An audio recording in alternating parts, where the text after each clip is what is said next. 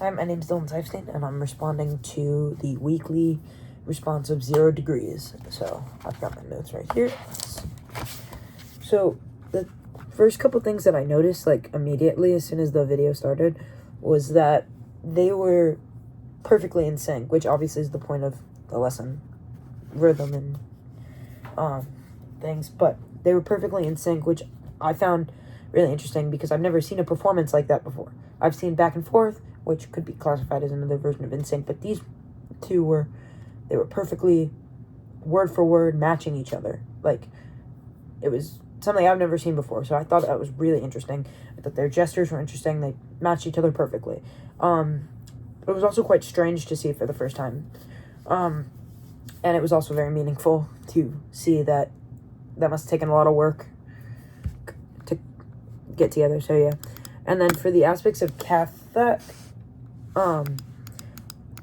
I've seen that Kathak is just such a unique, like, I wrote some notes down here.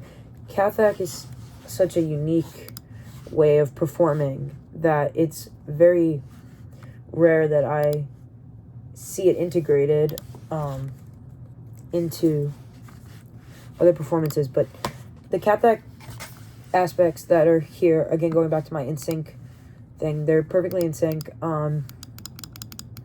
They're expressed by not messing up. Like, I'm assuming this took a lot of practice to pull through, but yeah.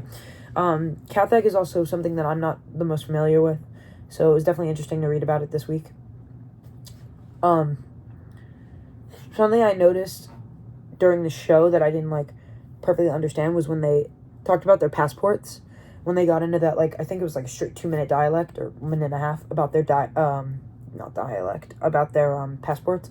One was red, so he could see it, and they just kind of went back and forth, and they were talking so fast, I had to rewatch it a couple times. It was definitely, something I have to do additional research on to see how they perform that, and why they chose passport, and why they chose the story in general for that particular skit, I guess you'd call it play. So yeah, that was interesting.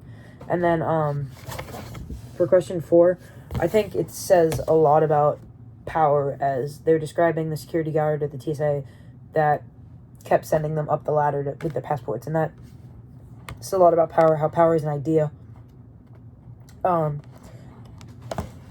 always bestly executed, but also it says a lot about religion, because it's very, I don't know the right word for it, but it's very concise. So, yeah. And then, Kathak used it just to tell stories. What does storytelling do for the characters in this performance? Storytelling, their hand gestures, it was a big part of it for me. I don't know about anybody else, but it was a big part of it for me. I really thought that the hands matching up with how they were saying, what they were showing, it really went into more depth and allowed me to become more experienced and more put into the play itself. And it, like, just helped what they were saying get across more. My